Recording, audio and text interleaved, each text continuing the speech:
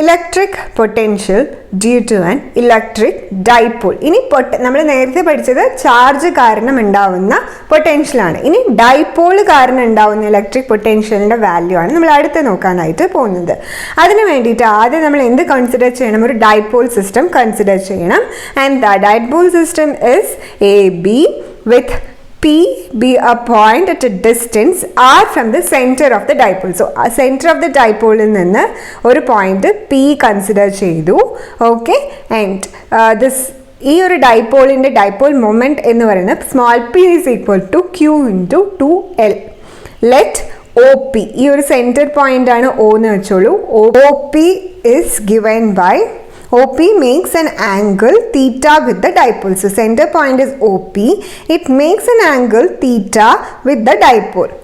Now potential at P due to Q. Here is positive charge and negative charge. So what is dipole? Let me refresh it. A positive and negative charge separated by a distance 2l. That is dipole system in the variance. So A is negative charge, B is positive charge. So we will look at the potential at P. This P is a point potential due to this positive charge Q plus Q karanam undavunna potential. Okay. So it is given by V1 is equal to 1 by 4 pi epsilon naught with the charge edana positive Q divided by with the distance endana BP, that is R1. Next, അതേപോലെ negative charge കാരണവും ഈ ഒരു പോയിന്റിൽ ഒരു potential ഉണ്ടാവില്ലേ? ആ potential, so potential at P due to this minus Q, it is given by V2 is equal to 1 by 4 pi epsilon naught into minus Q by AP. കാരണം ഇവിടുത്തെ ചാർജ് ഏതാണ്? മൈനസ് Q ആണ്. So AP ആണ് ഇവിടുത്തെ distance between this minus Q and P is AP. Net potential at P. അപ്പോൾ total potential P എന്നുള്ള പോയിന്റിലുള്ള total potential, positive charge കാരണം negative charge കാരണം ഉണ്ടാവുന്ന total potential is given by capital V is equal to V1 plus V2. V1ന്റെ formula നമുക്കറിയാം, V2ന്റെ formula അറിയാം, രണ്ടും കൂടി ആഡ് ചെയ്യുക. സോ ജസ്റ്റ് സബ്സ്റ്റിറ്റ്യൂട്ട് ചെയ്യുക. V1ന്റെ ഇക്വേഷനും V2ന്റെ ഇക്വേഷനും ഈ ഒരു V equal to V1 plus V2 substitute ചെയ്യുക. സോ നമുക്ക് രണ്ട് കോമൺ ടേം ഉണ്ട് അല്ലേ? സോ കോമൺ ടേം എന്താണ്? Q ബൈ രണ്ടിലുള്ള കോമൺ ടേമിനെ വെളിയിലെടുക്കുക. Q by 4 pi epsilon naught into 1 by BP minus 1 by AP എന്ന് വരും. Okay, so from this triangle PCB we can find the relationship that is BP is equal to CP. It is approximately equal. BP is approximately equal to CP and its value is given by R minus L cos theta. And similarly AP is approximately equal to DP. ഇവിടെയാണ് D എന്നുള്ള point ഉള്ളത്. And it is given by R plus L cos theta. ഈ triangle ഇത് ഈ ഒരു line നിങ്ങൾ consider ചെയ്യുകയാണെന്നുണ്ടെങ്കിൽ ഇതിൽ നമുക്ക് മൊത്തം ലെങ്ത് എന്ന് പറയുന്നത് R plus L cos theta ആണ് അല്ലേ? സോ അതിൽ നിന്ന് നമുക്ക് ഈ ഒരു പോർഷൻ മാത്രമാണ് വേണ്ടത്. അതിൻ്റെ വാല്യൂ R ആണ്. It is approximately, this BP is approximately equal to CP, but exact value endana? That is R minus L cos theta എന്ന് വരും. അതേപോലെ DP എന്ന് പറയുമ്പോൾ ഇതിൻ്റെ കൂടെ ഒരു L cos theta കൂടെ ആഡ് ചെയ്യാണ് അല്ലേ? സോ നമുക്ക് എന്തെന്ന് വരും? BP is equal to R minus L cos theta. AP is approximately equal to R plus L cos theta എന്ന് വരും. സോ നമുക്ക് ബി പിയുടെയും എ പിയുടെയും ഇക്വേഷൻ കിട്ടി. ഇനി ഈ രണ്ട് value directly we can substitute over here. B പിൻ്റെയും എ പിൻ്റെയും വാല്യൂ ഒരു വീൻ്റെ ഫോർമുലയിൽ സബ്സ്റ്റിറ്റ്യൂട്ട് ചെയ്യുന്ന സമയത്ത് net potential becomes Q by 4 pi epsilon naught into 1 by R minus L cos theta minus 1 by R plus L cos theta which is equal to, നമുക്ക് എങ്ങനെ ഇതിനെ സബ്സ്റ്റിറ്റ്യൂട്ട് സിംപ്ലിഫൈ ചെയ്യാമല്ലോ ഇതിനെ. അതായത് R മൈനസ് ഇതിന് cross multiply ചെയ്യുക, LCM എടുക്കുക. LCM എടുക്കുമ്പോൾ നമുക്ക് എന്തെന്ന് വരും? Q by 4 pi epsilon naught into R plus L cos theta minus R minus L cos theta divided by R square plus L square cos theta. R square minus ആണ് കേട്ടോ, ഇവിടെ ഒരു ചെറിയൊരു മിസ്റ്റേക്ക് ഉണ്ട്. R square minus L square cos theta എന്ന് വരും. So R got cancelled. L cos theta plus L cos theta become 2L cos theta.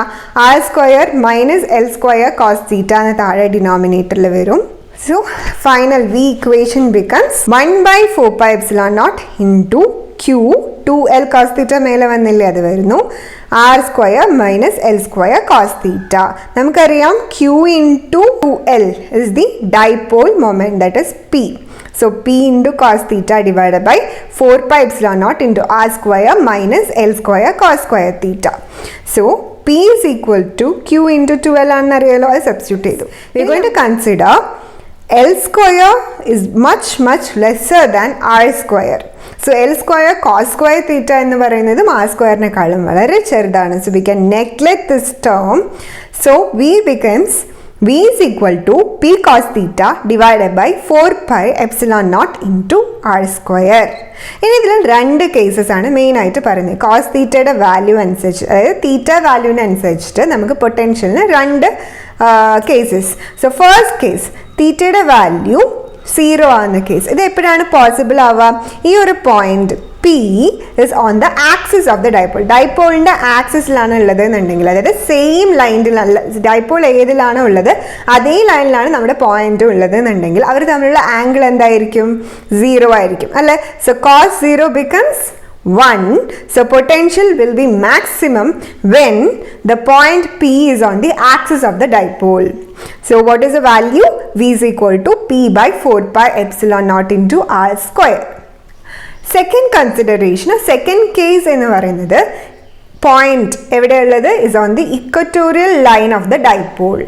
ഡൈപോളിൻ്റെ equatorial ലൈനിലാണുള്ളത്, which means perpendicular ലൈനിലാണുള്ളത്. അങ്ങനെയാണെന്നുണ്ടെങ്കിൽ തീറ്റാൻ്റെ വാല്യൂ എന്തായിരിക്കും? It is 90 degree.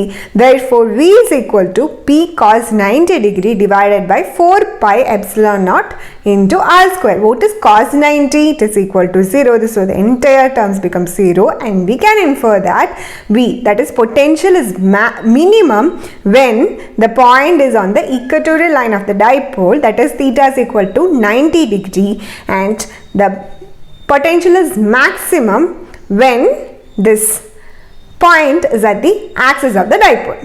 So ഈ രണ്ട് കാര്യങ്ങളും നിങ്ങൾ ഓർത്ത് വയ്ക്കുക.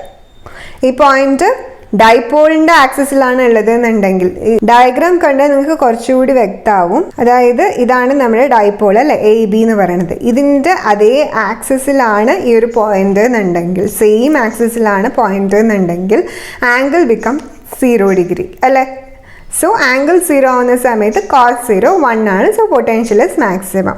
If it is on the equatorial line, അതായത് പെർപെൻഡിക്കുലർ ആയിട്ടാണ് ഡൈപോൾ ഉള്ളത് എന്നുണ്ടെങ്കിൽ ഇവിടുത്തെ ആംഗിൾ 90 ഡിഗ്രി ആവുന്നു.